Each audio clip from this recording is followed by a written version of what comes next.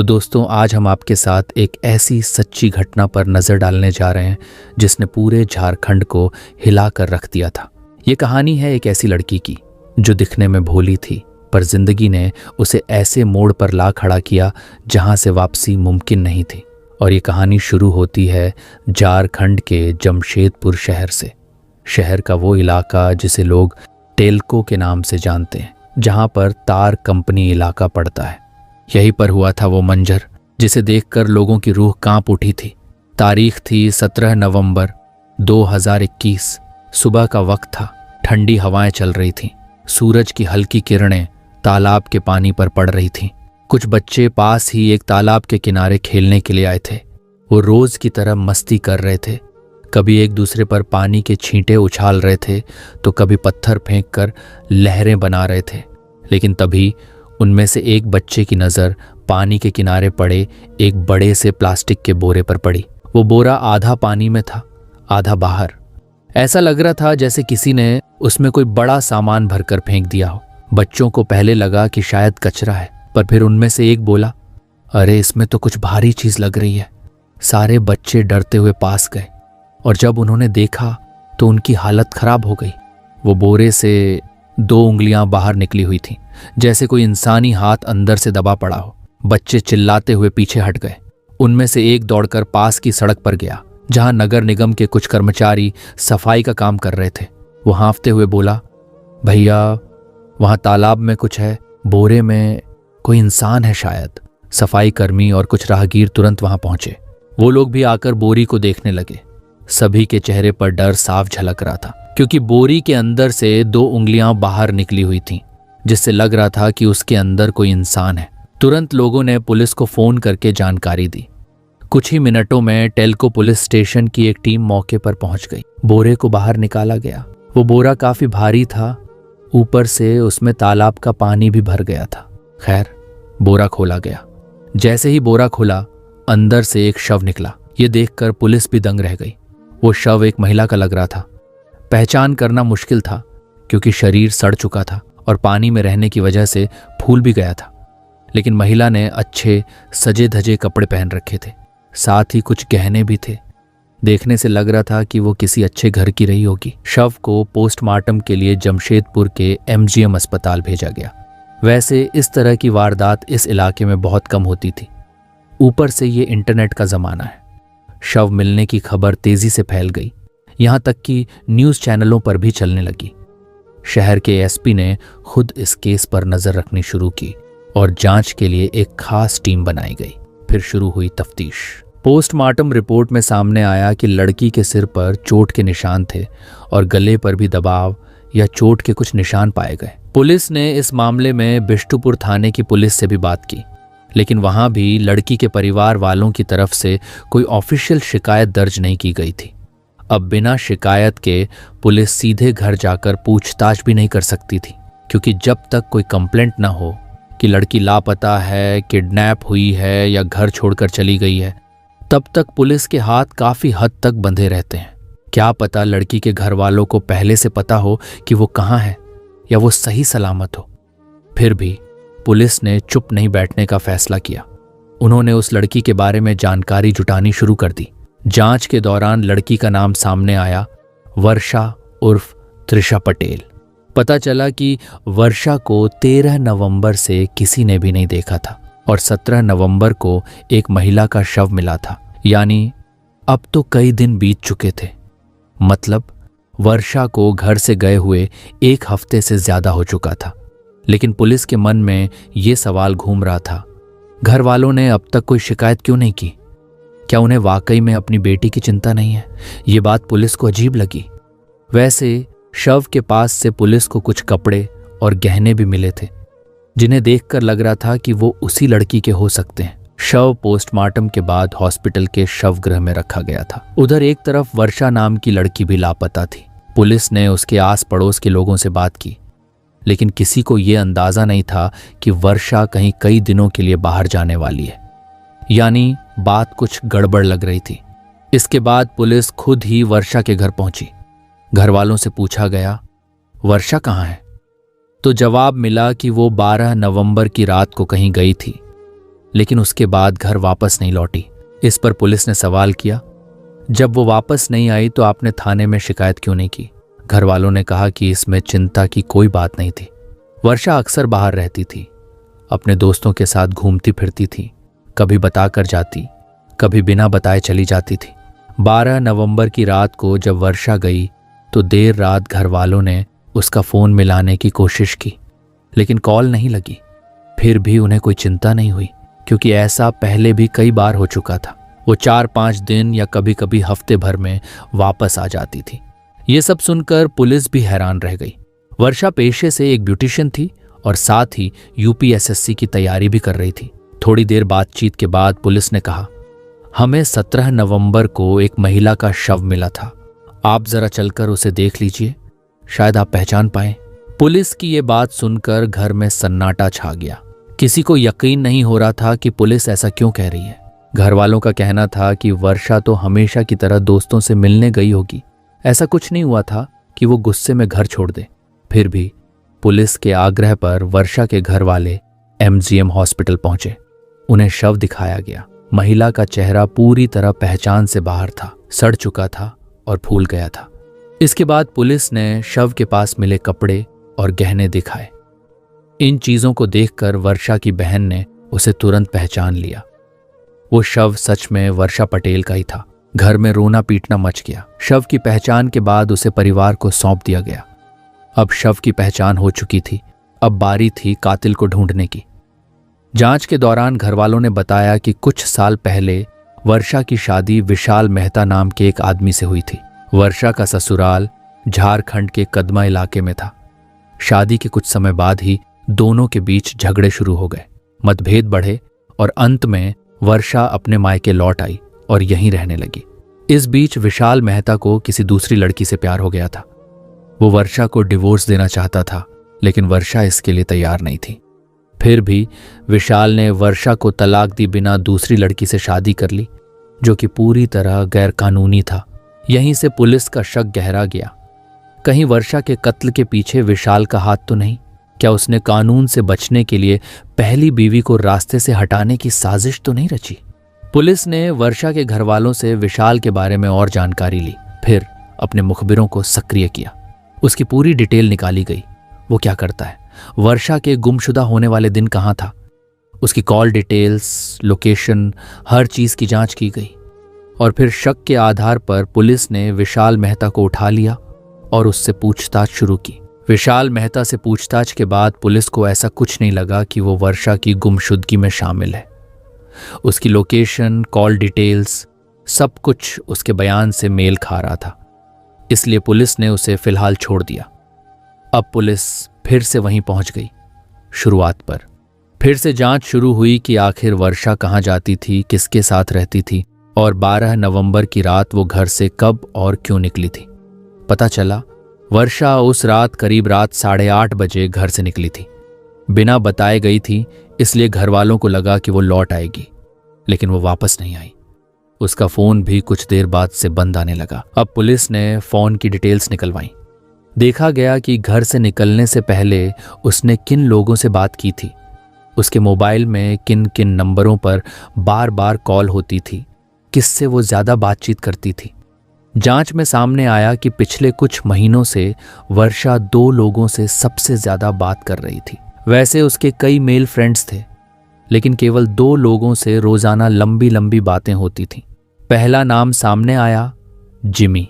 कुछ news reports के मुताबिक जिमी बिष्टुपुर थाने में निजी जीप चालक था। वो पहले वर्षा के कॉलेज में भी पढ़ चुका था, इसलिए कॉलेज के दिनों से ही दोनों की अच्छी दोस्ती थी। वर्षा के घर वाले भी उसे जानते थे। दोनों का रिश्ता काफी करीबी था। वो अक्सर मिलते रहते थे, फोन पर बातें करते थे, यहां तक कि जिमी कई बार वर्षा के घर भी आता था। अब पुलिस ने जिमी को उठाया और पूछताछ शुरू की। उसकी कॉल डिटेल्स, लोकेशन, सब कुछ खंगाला गया। जिमी ने बताया कि 12 नवंबर को वो वर्षा से मिला ही नहीं था, बस दोपहर में एक बार हालचाल पूछने के लिए कॉल किया था। उसके बाद दोनों की बात नहीं हुई। जिमी की कॉल रिकॉर्ड्स और लोकेशन रिपोर्ट भी उसी की बातों को साबित कर रही थी। दोपहर में दोनों की बातचीत हुई थी, लेकिन उस वक्त जिमी एक अलग इलाके में था। वर्षा की लोकेशन वहां से मेल नहीं खा रही थी। अब सवाल था, अगर जिमी ने कुछ किया भी होता तो क्यों करता? दोनों अच्छे दोस्त थे। ऊपर से जिमी शादीशुदा भी था। उसके पास हत्या का कोई मकसद, मोटिव नहीं था। पुलिस को अब भी लग रहा था कि वर्षा का पति विशाल मेहता इस केस में ज्यादा शक के घेरे में है, लेकिन उसके खिलाफ ठोस सबूत नहीं मिले थे। अब जांच में दूसरा नाम सामने आया, धर्मेंद्र कुमार सिंह। वर्षा पिछले कुछ महीनों से धर्मेंद्र से भी दिन में कई बार घंटों बात करती थी। पुलिस ने जब इस नाम पर जांच बढ़ाई तो पता चला कि धर्मेंद्र खुद पुलिस वाला है। वो साक्षी थाना में असिस्टेंट सब इंस्पेक्टर ASI के पद पर तैनात था। पुलिस के लिए यह सुनना चौंकाने वाला जरूर था, लेकिन ऐसा भी नहीं कि कोई पुलिस वाला दोस्त नहीं रख सकता। उनकी भी अपनी जिंदगी होती है, दोस्त होते हैं, परिवार होता है। अब टेल्को थाने से एक टीम साक्षी थाने पहुंची धर्मेंद्र के बारे में जानकारी लेने। वहां पता चला कि धर्मेंद्र 14 नवंबर से छुट्टी पर है और अपने गांव गया हुआ है। अब जरा टाइमलाइन पर गौर करें। 12 नवंबर की रात वर्षा घर से निकली और उसी के बाद से किसी ने उसे नहीं देखा, यानी वही दिन जब सब कुछ शुरू हुआ। वर्षा के घर वालों ने जब देखा कि वो देर रात तक वापस नहीं लौटी तो उन्होंने पुलिस से संपर्क किया, क्योंकि धर्मेंद्र पहले बिष्टुपुर थाना में पोस्टेड था और वही इलाका वर्षा का था। इसलिए घर वाले उसे जानते थे और उस पर भरोसा करते थे। कुछ पड़ोसियों और चश्मदीदों के मुताबिक 12 नवंबर की रात को उन्होंने वर्षा को धर्मेंद्र के साथ बाइक पर जाते हुए देखा था। हालांकि उस वक्त तक कोई मिसिंग कंप्लेन दर्ज नहीं कराई गई थी। घर वाले उसी भरोसे में थे कि धर्मेंद्र जानता होगा कि वर्षा कहाँ है। उन्होंने धर्मेंद्र को कॉल किया तो उसने कहा, हाँ, वर्षा कुछ देर बाद चली गई थी, मैं तो अपने क्वार्टर पर हूं। यह सुनकर घर वालों को लगा कि शायद वर्षा किसी और दोस्त या काम से गई होगी। फिलहाल उन्होंने बात को वहीं छोड़ दिया, पर पुलिस अब समझ चुकी थी कहानी यहीं से मोड़ ले रही है। जैसे ही पुलिस को धर्मेंद्र के बारे में पता चला, उन्होंने उसकी कॉल डिटेल्स और लोकेशन हिस्ट्री निकलवाई। जांच में सामने आया कि 12 नवंबर की रात को वर्षा और धर्मेंद्र के बीच आखिरी बार फोन पर बात हुई थी और उस वक्त दोनों की लोकेशन एक ही जगह पर थी। लेकिन रात करीब 10:30 बजे के बाद वर्षा का फोन पूरी तरह बंद हो गया और उसकी लोकेशन भी ट्रेस होना बंद हो गई। यानी गायब होने से ठीक पहले वर्षा और धर्मेंद्र एक ही जगह पर थे। अब शक का घेरा सीधा धर्मेंद्र की तरफ घूम गया। कहीं वही तो वर्षा के कत्ल के पीछे नहीं है, क्योंकि 12 नवंबर की रात वर्षा गायब हुई और 14 नवंबर से धर्मेंद्र छुट्टी पर चला गया। पुलिस ने जब उसके रिकॉर्ड देखे तो पता चला कि उसने छुट्टी की अर्जी 12 नवंबर से कई दिन पहले ही लगा रखी थी। तो क्या यह महज इत्तेफाक था या पहले से रची हुई साजिश? पुलिस ने धर्मेंद्र को फोन लगाया। वो बोला, हाँ, वर्षा मेरी अच्छी दोस्त थी, लेकिन उस रात मैं उसके साथ नहीं था। उसके जवाब में इतना कॉन्फिडेंस था जैसे उसे सच में कुछ भी मालूम न हो। पर दूसरी तरफ वर्षा के घर वालों और कुछ पड़ोसियों ने साफ कहा था कि उन्होंने वर्षा को धर्मेंद्र की बाइक पर जाते हुए देखा था। फोन की लोकेशन भी यही दिखा रही थी। अब पुलिस का शक और गहराता चला गया। अगली सुबह एक टीम बिहार के भोजपुर जिले के एक गांव पहुंची, जहां धर्मेंद्र छुट्टी में गया हुआ था। वहां से उसे शक के आधार पर पकड़कर जमशेदपुर के टेल्को पुलिस स्टेशन लाया गया। पुलिस को पहले से अंदाजा था कि वो एक पुलिस वाला है, कानून की हर बारीकी जानता है, पूछताछ में पुलिस को उलझाने की कोशिश करेगा। इसलिए जांच टीम ने पहले से सारे technical evidence, call details, location history और चश्मदीदों के बयान सामने रख दिए। जैसे ही धर्मेंद्र के सामने ये सब सबूत रखे गए, उसके चेहरे का रंग उड़ गया। उसे समझ आ गया कि अब बचना मुश्किल है। आखिरकार उसने कबूल कर लिया, हाँ, वर्षा का कत्ल मैंने ही किया है। लेकिन इसके बाद सवाल उठे, आखिर क्यों? वर्षा उसकी दोस्त थी, फिर उसने इतनी बड़ी हरकत क्यों की? धर्मेंद्र की कहानी उसके अपने शब्दों में। धर्मेंद्र ने बताया, 12 नवंबर की शाम वो अपनी बाइक से वर्षा को लेने उसके घर गया था। उस वक्त वर्षा घर पर नहीं थी, तो उसने फोन कर कहा, जल्दी घर आओ, मिलना है। रात करीब 8 बजे वर्षा घर पहुंची और 8:30 बजे धर्मेंद्र की बाइक पर बैठकर उसके साथ निकल पड़ी। दोनों सीधे धर्मेंद्र के सरकारी क्वार्टर में गए। वहां किसी बात को लेकर दोनों के बीच बहस हो गई। कहा सुनी बढ़ी और गुस्से में धर्मेंद्र ने वर्षा को जोर से धक्का दे दिया। वर्षा दीवार से टकराई और नीचे गिरकर बेहोश हो गई। फिर धर्मेंद्र ने उसका गला दबाकर मार डाला। जब यकीन हो गया कि वो मर चुकी है तो उसने एक प्लास्टिक के बोरे में वर्षा का शव बंद किया और नायलॉन के धागे से बोरे को सिल दिया। उसने बताया कि ये सब अचानक नहीं हुआ था, उसने पहले से प्लानिंग कर रखी थी। वो पहले ही प्लास्टिक की बोरियां खरीद कर घर में रख चुका था। चूंकि धर्मेंद्र खुद पुलिस में था तो उसे पता था कि रात में कौन कौन से इलाके में पेट्रोलिंग होती है। उसने अपने साथियों से ऐसे ही पूछ लिया, आज तुम्हारी ड्यूटी कहाँ लगी है? उसे पता चला कि टेल्को तार कंपनी के पास उस रात कोई पेट्रोलिंग नहीं थी, तो उसने तय किया शव को वहीं वाले तालाब में फेंकेगा। रात थोड़ी और गहराने का इंतजार किया, फिर बाइक निकाली, बोरा और निकल पड़ा। तालाब के पास जाकर धीरे से बोरा पानी में डाल दिया ताकि आवाज ना हो, कोई जाग ना जाए। फिर वो वापस अपने क्वार्टर आया। अगले दिन यानी 13 नवंबर को ड्यूटी पर गया और 14 नवंबर को छुट्टी लेकर अपने गांव निकल गया। अब सवाल, क्यों किया उसने ये सब? पुलिस ने पूछा। अगर ये एक्सीडेंट होता तो एक बात थी, लेकिन तुमने तो प्लानिंग करके किया, क्यों? धर्मेंद्र ने जवाब दिया। पहले वो बिष्टुपुर थाना में पोस्टेड था, जहां वर्षा के जानकार जिमी जीप ड्राइवर था। उसी के जरिए धर्मेंद्र की मुलाकात वर्षा से हुई थी। धीरे धीरे दोनों में नजदीकियां बढ़ी, दोस्ती प्यार में बदल गई। वर्षा ने उसे अपने घर वालों से भी मिलवाया। सब कुछ ठीक चल रहा था, लेकिन वक्त बीतने के साथ धर्मेंद्र को महसूस हुआ कि वर्षा के कई मेल फ्रेंड्स हैं। वो सबके साथ खुलकर बात करती है, मजाक करती है, घूमती है, कभी कभी रात भर घर नहीं लौटती। वर्षा अक्सर धर्मेंद्र के क्वार्टर में भी रुकती थी, कई कई दिनों तक। उनके बीच शारीरिक संबंध भी बन चुके थे। धीरे धीरे धर्मेंद्र को शक हुआ कि वर्षा का जिमी से भी कुछ चल रहा है। इस बात पर दोनों के बीच झगड़े शुरू हो गए। धर्मेंद्र ने साफ कहा, या तो मेरे साथ रहो या चली जाओ। इसके बाद धर्मेंद्र ने दूरी बनानी शुरू कर दी, लेकिन वर्षा उसे खोना नहीं चाहती थी। कुछ रिपोर्ट्स के मुताबिक धर्मेंद्र शादीशुदा था। उसकी पत्नी और 2 बच्चे बिहार के भोजपुर में रहते थे। जब धर्मेंद्र ने दूरी बनाई तो वर्षा ने उसे ब्लैकमेल करना शुरू कर दिया। उसके फोन में दोनों के आपत्तिजनक फोटो और वीडियो थे। वो धमकी देने लगी, अगर दूरी बनाई तो सब कुछ तुम्हारे घर वालों को भेज दूंगी। वो धर्मेंद्र को उसके घर जाने से भी रोकती थी। धर्मेंद्र के मुताबिक वर्षा ने उससे पैसे भी वसूलने शुरू कर दिए, करीब 40,000 रुपए। परेशान होकर धर्मेंद्र ने वर्षा को रास्ते से हटाने की ठान ली। वो चाहता तो ऑफिशियल कंप्लेंट दर्ज कर सकता था, लेकिन उसने अपनी वर्दी को किनारे रख कानून अपने हाथ में ले लिया। उसने पहले से छुट्टी की अर्जी डाली और छुट्टी से 2 दिन पहले यानी 12 नवंबर सब कुछ अंजाम दे दिया। वर्षा के कई सामान, कपड़े, बैग आदि उसके क्वार्टर में रखे हुए थे।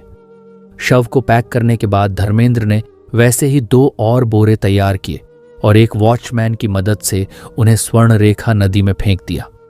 वॉचमैन से कहा, इसमें कुछ पूजा का सामान है, घर में खराब हो रहा था। जब धर्मेंद्र वर्षा के शव वाले बोरे को फेंकने के लिए निकला तो उसके पड़ोसी ने उसे जाते हुए देख लिया। जब वो वापस लौटा तो पड़ोसी ने पूछा, इतनी रात में क्या लेकर जा रहे थे? धर्मेंद्र ने कैजुअल जवाब दिया, पूजा का कुछ सामान था। कुछ रिपोर्ट्स के मुताबिक वर्षा की छोटी बहन ने पुलिस को बताया कि एक दिन वर्षा ने धर्मेंद्र को कुछ पैसे दिए थे। बहन की जान पहचान की एक महिला रत्ना ने जब वर्षा से पूछा कि उसने धर्मेंद्र को इतने पैसे क्यों दिए, तो वर्षा ने बताया कि धर्मेंद्र उसकी दोस्ती का फायदा उठा रहा है। उसने धोखे से कुछ आपत्तिजनक फोटोज ले लिए हैं और अब उन्हीं फोटोज को लेकर उसे ब्लैकमेल कर रहा है। धमकी देता है कि अगर उसने बात नहीं मानी तो ये फोटोज घर वालों को भेज देगा। धर्मेंद्र खुद को अविवाहित बताता था और कहता था कि वो एक अच्छी लड़की की तलाश में है। वर्षा की बहन का कहना था कि धर्मेंद्र ने पुलिस को कई बातें नहीं बताईं, बहुत कुछ छिपा रहा था, गुमराह कर रहा था।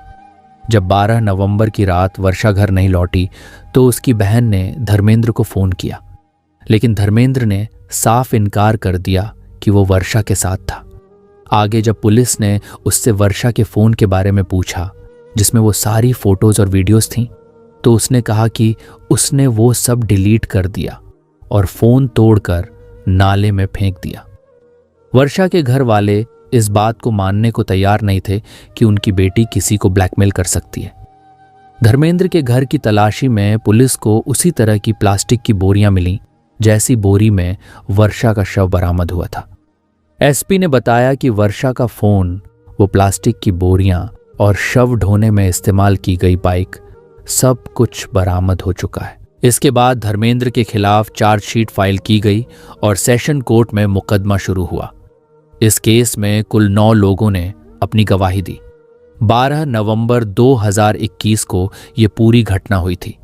26 फरवरी 2023 को कोर्ट ने धर्मेंद्र को वर्षा के कत्ल का दोषी करार दिया। 22 फरवरी को उसे उम्र कैद की सजा सुनाई गई और साथ ही 30,000 रुपए का जुर्माना भी लगाया गया। इसके अलावा आईपीसी की धारा 201 के तहत सबूत मिटाने के अपराध में 7 साल की सश्रम कैद और 20,000 रुपए का जुर्माना भी लगाया गया। सारी सजाएं साथ साथ चलेंगी। फिलहाल धर्मेंद्र कुमार जेल में अपनी सजा काट रहा है। उसके वकील का कहना है कि वे इस फैसले को हाई कोर्ट में चुनौती देंगे। दोस्तों, इस घटना को बताने का उद्देश्य किसी को आहत करना नहीं है, बल्कि आपको सतर्क और जागरूक करना है, ताकि हम सब ऐसी घटनाओं से कुछ सीख सकें और सावधान रहें। इस पूरी घटना पर आपके क्या विचार हैं? हमें कमेंट में ज़रूर बताएं और आप ये वीडियो किस शहर से देख रहे हैं वो भी लिखना ना भूलें। अगर आपको हमारी मेहनत पसंद आई हो तो कृपया वीडियो को लाइक करें, अपने दोस्तों के साथ शेयर करें और अगर अब तक चैनल सब्सक्राइब नहीं किया है तो अभी कर लें। मिलते हैं अगले वीडियो में एक नई कहानी के साथ। धन्यवाद।